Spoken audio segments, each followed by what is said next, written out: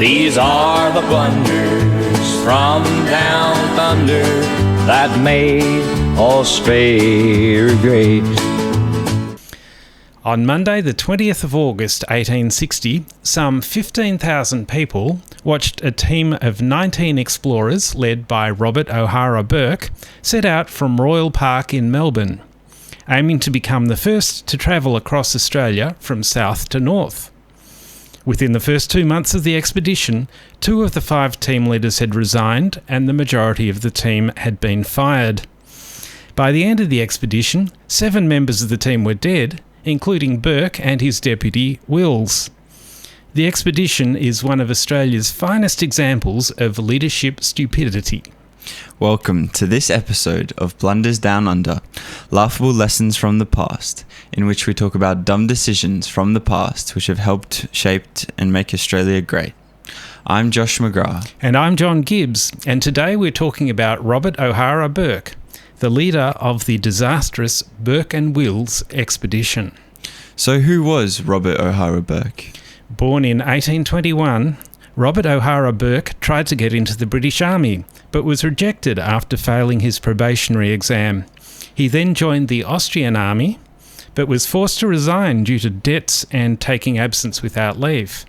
He migrated to Australia in 1853 and joined the Victoria Police Force, and in 1858 became a police superintendent at Castlemaine.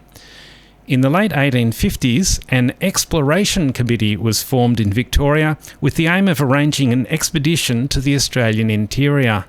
The committee chose Burke as the leader, although he had no experience in exploration and no skills in bushcraft. So what exactly did the Exploration Committee want Burke to do? The committee wanted Burke to explore the country between Cooper's Creek and the Gulf of Carpentaria. Cooper's Creek was the outer limit of the land that had been explored by Europeans, located near the South Australian border. So obviously for a big trip like this, Burke would need some supplies to bring with him. So what did he decide to bring? Some people like to travel with hand luggage only, while others like to travel with huge suitcases crammed with their whole wardrobe. Burke was in the second category. He took 18 other people, 23 horses, 6 wagons and 26 camels.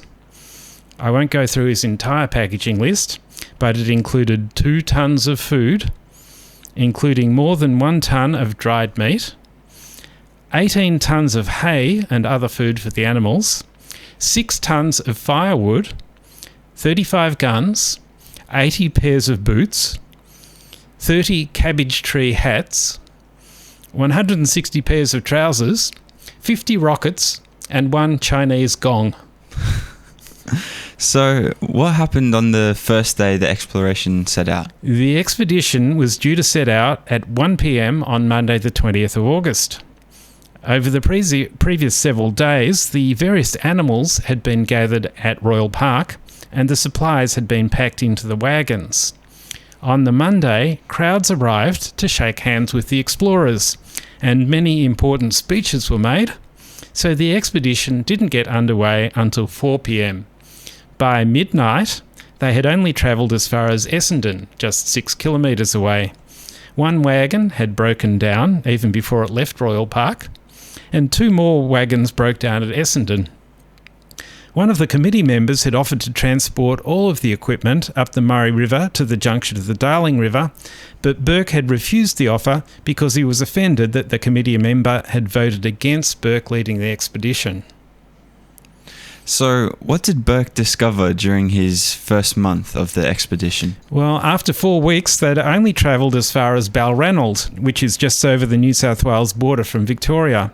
It was obvious that they had far too much luggage. Burke fired the foreman and most of the workers on his team. He also ditched a lot of the supplies, including the lime juice. This wasn't a clever move because people living on a diet of dried meat tend to develop scurvy, and the lime juice was intended to prevent scurvy. Shortly after, Burke had a falling out with his second-in-command George Landells, who resigned from the expedition, together with Dr. Beckler, who was the expedition's doctor. The expedition arrived in Menindee on the 12th of October, having taken 8 weeks to cover 750 kilometres. 2 of the expedition's 5 officers had resigned, 13 team members had been fired, and 8 new men had been hired. So, what decision did Burke make when he made it to Menindee? It was fairly obvious that the speed of the expedition was being slowed by the huge amount of baggage. So Burke decided to split the group, taking 16 camels, 15 horses, and the 7 fittest men with him for a quick dash to Cooper's Creek, while leaving the rest of the party to follow at their own pace. The plan was to wait at Cooper's Creek until March 1861. So, what happened when Burke got to Cooper's Creek? When Burke reached Cooper's Creek, he decided that he couldn't wait until March, so he decided to make a dash for the Gulf of Carpentaria with just 3 other people, 1 horse and 6 camels. The decision to leave in December, rather than waiting until cooler temperatures in March, meant that they would be travelling in the full heat of midsummer. William Wills, Burke's deputy, thought the return journey would take 4 months, but Burke decided it would only take 3, so they only took enough food for 3 months. And how did this dash to the Gulf of Carpentaria go? Recent rains had made water easy to find, and the journey north went quite smoothly.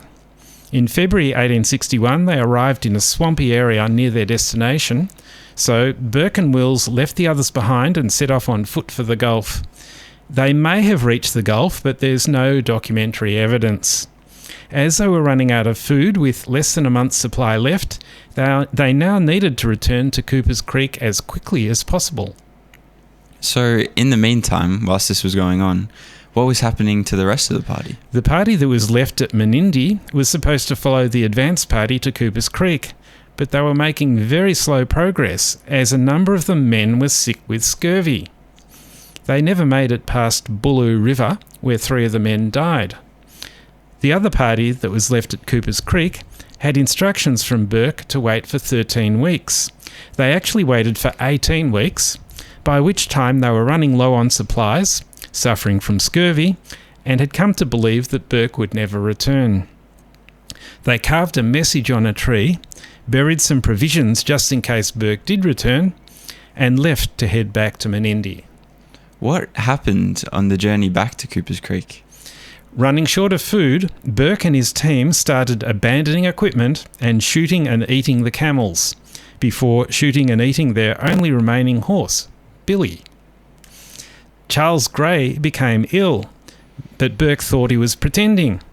When Grey was caught stealing some food, Burke gave him a beating from which he never recovered, and he died a few days before they arrived back in Cooper's Creek.